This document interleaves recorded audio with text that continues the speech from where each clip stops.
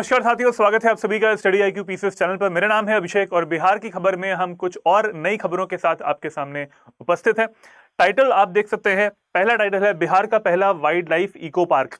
ये ऐसे क्वेश्चंस जो है वो बहुत बार पूछे जाते हैं क्योंकि ये सिंगल स्टेटमेंट बेस्ड ऐसे क्वेश्चंस होते हैं जो कि आपको मार्क्स दिलवा सकते हैं। अगर नहीं आता है तो गलत हो जाएगा, तो नेगेटिव मार्किंग भी हो सकती है। तो जो जो चीजें इंपॉर्टेंट है, everything I am covering here. Bihar का पहला wild life eco park, APEDA का ऑफिस जो है वो कहां पे खुलेगा, और आता है नेक्स्ट न्यूज बिहार का दूसरा एम्स दरभंगा, वो भी न्यूज में है इस टाइम पे, तो उसके बारे में भी जानेंगे इस वीडियो में। चलिए स्टार्ट करते हैं। स्टार्ट करने से पहले जानते हैं संकल्प बैच 4 को। अगर आप फाउंडेशन की तैयारी करना चाहते हैं, बेसिक से तैयारी करना चाहते हैं स्टेट पीसीएस एग्जामिनेशंस की, और वो भी कौन से, उत्तर प्रदेश, बिहार, हरियाणा, मध्य प्रदेश, उड़ीसा, पंजाब, असम, वेस्ट बंगाल और जम्मू एंड कश्मीर, तो आपके लिए बहुत बेटर, बहुत अच्छी खबर है क्योंकि संकल्प बैच 4 जो है वो स्टार्ट हो रहा है और इस समय हम लोग मैक्सिमम डिस्काउंट भी दे रहे हैं बिकॉज सक्सेस कार्निवल टाइम चल रहा है इस टाइम पे। Can see success carnival time चल रहा है और इसमें the maximum discount is given by Study IQ in this time. The amount is 9,999. इसमें मिलने क्या वाला है आपको 9,999 में। इसमें मिलेगा आपको फाउंडेशन कोर्स जिसमें कि आपको वीडियोस रहेंगे, लेक्चर वीडियोस रहेंगे, लाइव भी और रिकॉर्डेड भी मिल जाएगा। साथ में मेंटरशिप भी है उसमें। मेंटरशिप के साथ साथ डेली आंसर राइटिंग भी रहेगी। आप आंसर लिख के भेजेंगे, इवैल्यूएशन आपको 24 घंटे के अंदर प्रोवाइड किया जाएगा for the mains preparation. Content भी रहेगा इसमें, हिंदी इंग्लिश दोनों में। टेस्ट सीरीज भी इंक्लूडेड है इसी चीज में, आपको कहीं और से कुछ भी परचेज करने की जरूरत नहीं है। साथ में 5100 प्लस MCQs का जो कोर्स है वो भी फ्री में मिलेगा, अलग से आपको कुछ भी पेमेंट करने की कोई भी जरूरत नहीं है। तो ये बहुत ही अच्छा एक ऑफर इस टाइम पे चल रहा है कि 5100 प्लस MCQs का जो कोर्स है वो भी इसमें ऐड कर दिया गया है, तो कहीं से भी आपको कुछ भी और परचेज करने की जरूरत नहीं होगी। टेस्ट सीरीज के अलावा ये MCQs आपको मिलने वाले हैं। अगर आप यूपीएससी के साथ फाउंडेशन बैच लेना चाहते हो, यूपीएससी का जो फाउंडेशन बैच है उसके साथ कॉम्बो बैच लेना चाहते हो स्टेट पीसीएस का, तो वो भी ले सकते हैं इस टाइम पे। ध्यान दीजिएगा, ये जो अमाउंट है सबसे कम तभी होगा जब आप AKS लाइव कोड का यूज करेंगे। ये मेरा कोड है, इस कोड का यूज कीजिए और मैक्सिमम डिस्काउंट को अवेल कीजिए। बात करते हैं टॉपिक की। टॉपिक का जो पहला न्यूज है वो है first wild life eco park है बिहार में। बिहार का इकलौता वन्य प्राणी इको पार्क मां मुंडेश्वरी धाम में बनकर तैयार। तो यह भी जानना जरूरी है कि भाई मां मुंडेश्वरी धाम कहां पर है, इको पार्क जो है वो कौन सा है, बिहार का इकलौता क्यों बोला गया है इसको, फर्स्ट क्यों है, क्योंकि ये वाइल्ड लाइफ इको पार्क है। इसके अलावा जो भी इको पार्क बने हुए हैं वो वाइल्ड लाइफ इको पार्क नहीं है, वो वैसे इको पार्क अलग से बनाए हुए हैं, लेकिन अलग से जो वाइल्ड लाइफ इको पार्क लिखा हुआ है ये इंपॉर्टेंट है, फर्स्ट है, इसलिए ये प्रीलिम्स में आ सकता है। ठीक है, कौन से जिले में है, किस जिले में, अगर आपको ये क्लियर है कि मां मुंडेश्वरी धाम कहां पे है तो आप लोग ये चीज कर लोगे। तो कनेक्टिविटी जरूरी है, ठीक है, चीजों को कनेक्ट करके पढ़ना बहुत जरूरी है। इसको देखते हैं, मां मुंडेश्वरी धाम में, देखो ये जरूरी है ना, इसको देख लीजिएगा, मां मुंडेश्वरी धाम में पड़ता है। इको पार्क का गेट आपको दिखाई दे रहा है, ऐसा बना हुआ है। मां मुंडेश्वरी धाम की फोटो आप देखेंगे तो ऐसी दिखती है। आई थिंक कुछ लोग ऐसे भी होंगे जो विजिट भी कर चुके होंगे। जानते हैं इसके बारे में, कौन सा जिला है। जिला जो है वो है कैमूर। कैमूर जिले में पड़ता है। बिहार का साउथ वेस्टर्न हम कह सकते हैं जिला पड़ता है ये, अगर आप जियोग्राफिकल दृष्टि से देखेंगे इसको। इसका जो एरिया है वो कितना है, 14 एकड़ में बना हुआ है, और 14 एकड़ में से 7 एकड़ जो है वो पहाड़ी इलाके में पड़ता है और 7 एकड़ जो है वो मैदानी इलाके में पड़ता है। तो ये एक थोड़ी सी डिस्टिंक्ट इंफॉर्मेशन है इसके बारे में, तो ये भी इंपॉर्टेंट है। 14 एकड़ में फैला हुआ है और इसकी जो थीम है वो वाइल्ड एनिमल्स की है। आप इसकी अगर इमेज देखेंगे, फोटोज देखेंगे इसकी जो अवेलेबल है इस टाइम पे, तो वहां पर आपको मूर्तियां हैं वो बनाई गई है, जो वन्य जीव हैं होते हैं उनकी जो मूर्तियां हैं वो लगाई गई हैं, फॉर एक तरीके से अच्छा रिप्रेजेंटेशन है उन लोगों के लिए जो कि घूमने आते हैं, उन लोगों के लिए जो कि कंजर्वेशन को प्रमोट करना चाहते हैं, ठीक है, संरक्षण को प्रमोट करना चाहते हैं। तो उस पर्सपेक्टिव से इसको बनाया भी गया है। ठीक है, थीम क्या है इसकी, वाइल्ड एनिमल्स, जंगली जानवर इसकी थीम है। It will connect people with the environment also. Point better है, मेंस के लिए पर्सपेक्टिव से ये इंपॉर्टेंट पॉइंट है क्योंकि ये पर्यावरण से लोगों को जोड़ने का एक काम किया गया है इसके द्वारा। ठीक है, तो ये बात हो गई मेंस के पॉइंट की। ठीक है, इसी में देखते हैं कि भाई एक कुंड आता है इसी क्षेत्र में आता है, क्योंकि यहां पर एक चीज मैंने मेंशन करी है ना, इको पार्क। देखो वाइल्ड लाइफ इको पार्क का मतलब है कि भाई वहां पे प्रमोशन को तो किया ही है, कंजर्वेशन जो है उसको तो प्रमोट किया ही गया है, और बनाने का मतलब ही यही होता है, लेकिन साथ में एक अल्टीमेटली जो इको टूरिज्म है बिहार का उसको भी कवर करना है। ठीक है। तो एक लक्ष्य नहीं होता, एक के साथ बहुत सारे अलग अलग लक्ष्य होते हैं, एम होते हैं, उसी दृष्टि से इसको किया गया है। और ये भी आपको पड़ता है कहां पे, कैमूर में ही पड़ता है, तेलहर कुंड। तेलहर कुंड भी कैमूर में ही पड़ता है, उसकी इमेज आप देख पा रहे होंगे। इस पूरे क्षेत्र में कैमूर जो है, यहाँ पर वाइल्ड लाइफ जो है बहुत ही ज्यादा मात्रा में है भी, जंगल एरिया भी बहुत ज्यादा है। जो टेरेन है इसका, जो भौगोलिक संरचना है यहाँ की, वो भी मैदानी नहीं मिलती है ना, वहाँ पे पठारी क्षेत्र भी मिलता है, कुछ पार्ट जो है वो विंध्यान रॉक सिस्टम का भी मिल जाता है। ठीक है, तो ये पर्पस थे इसको बनाने के। पर्पस क्या थे, पहला पार्ट है इसका कि पर्यावरण पर्यटन को बढ़ावा देना, प्रमोशन करना इको टूरिज्म का। मैंने बताया आपको, ये मेंस के पर्सपेक्टिव से ये पॉइंट इंपॉर्टेंट है। इससे पहले वाला जो पार्ट था कि भाई वो कैमूर में पड़ता है, that is only for the prelims part. ठीक है, ये वाला पार्ट हो गया मेंस के लिए कि पर्यावरण के संरक्षण को बढ़ावा देना है, उसका जो टूरिज्म है उसको भी बढ़ावा देना है पर्यटन के लिए। फिर आते हैं नेक्स्ट पॉइंट पे, कंजर्वेशन को। जितने भी जंगली जानवर हैं उनकी जो संख्या है वो बढ़ाना है। ठीक है, उस पर्पज से इसको बनाया गया है कि लोगों के मन में, अगर कोई फैमिली जा रही है तो बच्चों के मन में भी ये चीज बचपन से ही आ पाए कि संरक्षण कितना जरूरी है। ठीक है, ये ना आ पाए कि humans are the superior ones, humans जो है वो सबसे सुपीरियर है। इस भावना को हटाना है, कम करना है, और इस सभी जितने भी जंगली जानवर हैं वो उनका संरक्षण किया जाए, इस भावना को बढ़ाना है।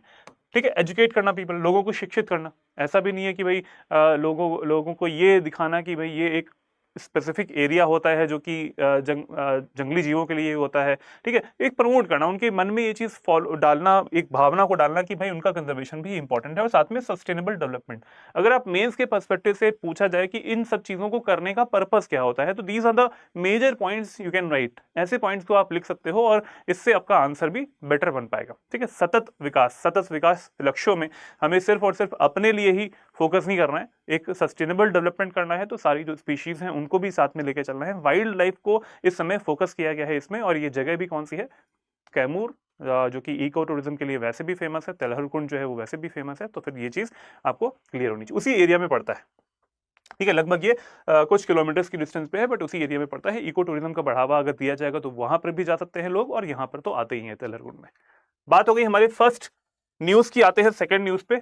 सेकंड न्यूज है कि पटना में खुलेगा अपीडा का शाखा कार्यालय, और बिहार सरकार ने कृषि उत्पादों के निर्यात को बेहतर बनाने के लिए केंद्र से किया आग्रह, और इस आग्रह को स्वीकार भी किया गया है। देखते हैं इन कुछ पॉइंट्स को। अपीडा आपको पता होना चाहिए कि अपीडा का फुल फॉर्म क्या है, और अपीडा जो है वो आता किस मिनिस्ट्री के अंदर है। फुल फॉर्म देखिए, agricultural and processed food products export development authority, EDA, export development authority. आगे वाला जो है वो एग्रीकल्चरल एंड प्रोसेस्ड फूड्स, जो प्रसंस्करण वाले हैं। इसका हिंदी में देखते हैं, कृषि और प्रसंस्कृत खाद्य उत्पाद निर्यात विकास प्राधिकरण। और ये आता किस मिनिस्ट्री के अंदर है, ये आता है ministry of commerce and industry के अंदर। Ministry of commerce and industry के अंदर आता है, गवर्नमेंट ऑफ इंडिया की एक प्रभाग है ये। ठीक है, मिनिस्टर ऑफ एग्रीकल्चर कौन है इस टाइम पे, minister of agriculture.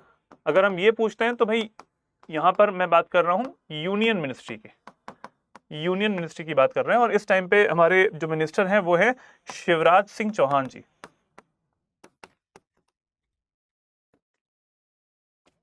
Shivraj Singh Chauhan जी। और बिहार से कौन है, बिहार के एग्रीकल्चर मिनिस्टर, बिहार के एग्रीकल्चर मिनिस्टर, बिहार के कृषि मंत्री कौन है, मंगल पांडे जी। आपको मिनिस्टर्स के नाम भी याद रहने चाहिए। तो मंगल पांडे जी, इनकी मीटिंग हुई है, और इनकी मीटिंग के बाद से बहुत सारे ऐसे पॉइंट्स हैं जो कि रिलीज किए गए। कुछ ऐसे पॉइंट्स थे जो कि एक्सेप्ट किए गए थे केंद्र सरकार के द्वारा, और इसको रिलीज भी किया गया। देखते हैं उन पॉइंट्स को, आपको नाम याद करना है। ठीक है, मंगल पांडे जी कौन है, बिहार एग्रीकल्चर मिनिस्टर है बिहार के, और शिवराज सिंह चौहान जी केंद्रीय मंत्री हैं कृषि।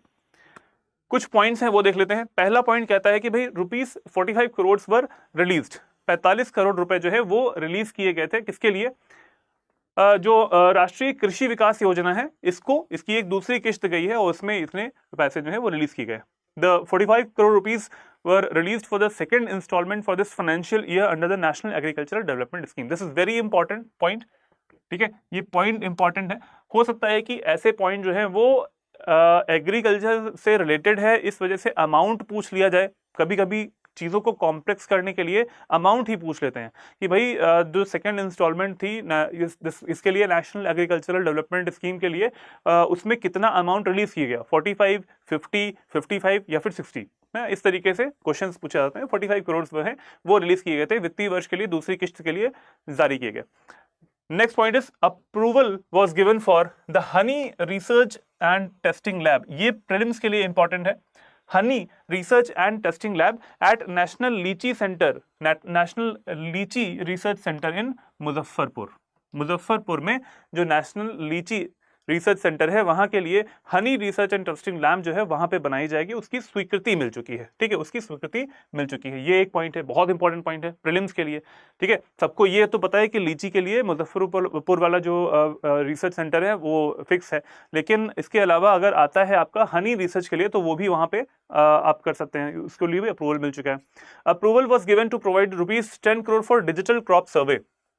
डिजिटल क्रॉप सर्वे के लिए, डिजिटल फसल सर्वेक्षण के लिए 10 करोड़ रुपए और 5000 क्विंटल गेहूं आधारित जो बीज हैं उनके लिए भी उपलब्ध कराने की मंजूरी दी गई है। अप्रूवल वो भी मिल चुका है। ठीक है, तो ये कुछ एक पॉइंट हो गया इंपॉर्टेंट।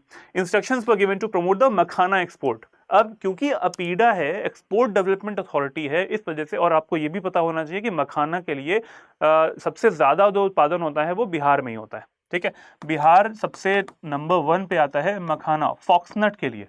फॉक्सनट जो है उसको उसका उत्पादन करने के लिए, तो उसके एक्सपोर्ट को प्रमोट भी करना है। इंडिया में तो करना ही करना है, अन्य स्टेट्स में, लेकिन अदर जो कंट्रीज हैं वहां पर भी इसको प्रमोट करना है। एक्सपोर्ट करना मतलब यही होता है ना, किसी अन्य देश में प्रमोट करना इसको। तो मखाना निर्यात को बढ़ावा देने के लिए निर्देश दिया गया है। इसके लिए भी इंपॉर्टेंट पॉइंट्स हैं ये वाले आपके प्रीलिम्स के लिए भी। ठीक है, तो ये वाली बात हो गई हमारी सेकंड न्यूज की। इन सारी चीजों को आप याद कर सकते हैं, रिवाइज कर सकते हैं, अपने शॉर्ट नोट्स के तरीके से बना सकते हैं। आगे देखते हैं नेक्स्ट न्यूज कौन सी है। नेक्स्ट न्यूज आती है दरभंगा एम्स के निर्माण की तैयारी तय है और पीएम मोदी जो है वो अक्टूबर में करेंगे शिलान्यास। तो बहुत समय से ये चीजें आ रही थी कि भाई कब ये स्टार्ट होगा, तो डेफिनेटली अब अक्टूबर में इसका शिलान्यास होगा और इसके बारे में जानते हैं कि क्या क्या होने वाला है। देखिए, AIIMS hospital to be build in Darbhanga में कहां पे होगा? सोभन विलेज एरिया है, सोभन एक जगह है, गांव एरिया पड़ता है, उस एरिया की तरफ डेवलपमेंट होने वाला है। तो आप समझ सकते होंगे कि कितना ज्यादा डेवलपमेंट होगा उसके आसपास के एरिया में भी। विलेज क्या तो एकदम वारे नारे हो जाएंगे, बिल्कुल मजे आ जाएंगे वहां के लोगों को। Union health minister JP Nadda said that the Bihar government has given 187 acres of land. 187 एकड़ की जो जमीन है वो दिया गया है एम्स बनाने के लिए बिहार सरकार की तरफ से to the ministry involve. JP Nadda साहब ने बोला है। कुछ पॉइंट्स देख लेते हैं कि क्या क्या चीजें होंगी इसमें। ट्रांसफॉर्म हो रहा है इंडिया का मेडिकल इंफ्रास्ट्रक्चर, क्योंकि सिंपल सी बात है, अगर एम्स बन रहा है और बिहार में पटना एम्स है, पटना एम्स के बाद में दरभंगा जो है वो सेकंड नंबर का एम्स बनने वाला है, तो ये एक तरीके से हेल्थ इंफ्रास्ट्रक्चर बिहार का इंप्रूव हो रहा है। This is very important. ठीक है, दूसरा आता है भाई cabinet approve establishment of the new aims at Darbhanga. ये हमने देख लिया, दरभंगा में सेकंड नंबर का है, पटना नंबर 1 है, सेकंड नंबर का दरभंगा है। और क्या क्या होने वाला है? अमाउंट कितना इसमें है? कॉस्ट 1264 करोड़ और 48 मंथ्स में ये बन जाएगा। मतलब बेसिकली देखा जाए तो 4 साल के आसपास लगेगा पूरा कवर अप होने में, बनने में। तो ये चीजें इसके मेजर पॉइंट्स हैं। फीचर्स क्या होंगे इस इंस्टीट्यूट के वो देख लेते हैं। 15 से 20 सुपर स्पेशलिटी डिपार्टमेंट्स होंगे। सुपर स्पेशलिटी का मतलब है कि भाई वहां पे सर्जरी से लेके सारे जो मेजर चीजें होती हैं जिसके लिए लोगों को बिहार से अन्य स्टेट्स में जाना पड़ता था, दिल्ली आना पड़ता था या फिर अदर स्टेट्स में जाना पड़ता था, बिकॉज वहां पे उनकी अच्छे से व्यवस्था थी नहीं या फिर बेड्स नहीं हुआ करते थे। तो इसको इम्प्रूव भी किया गया है। सुपर स्पेशलिटी डिपार्टमेंट्स हैं, ये भी इंपॉर्टेंट चीज है यहाँ पे।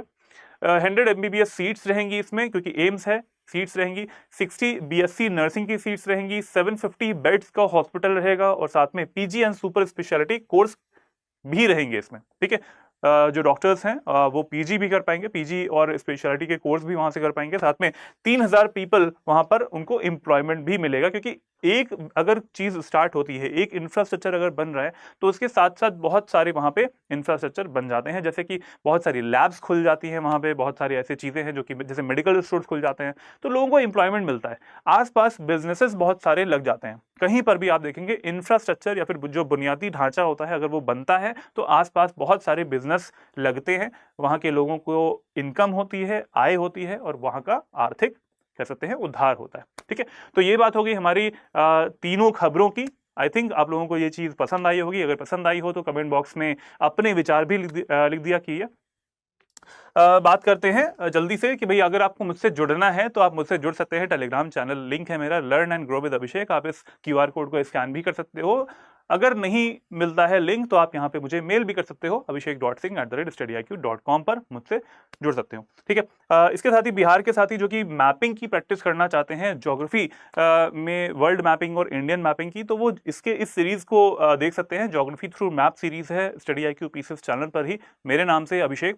आप इसको सर्च कीजिएगा, बहुत सारे ऐसे वीडियोस मिल जाएंगे आपको जो कि आपको इंडियन ज्योग्राफी और वर्ल्ड ज्योग्राफी के लिए इंपॉर्टेंट है। आई होप चीज़ें पसंद आई होंगी, वीडियो का भी पसंद आया होगा। इस वीडियो को लाइक भी कर दीजिएगा, अपने साथियों के साथ भी शेयर भी कर सकते हैं। मिलते हैं अन्य नेक्स्ट वीडियो में, तब तक के लिए जय हिंद, जय Bharat, take care everyone, good bye.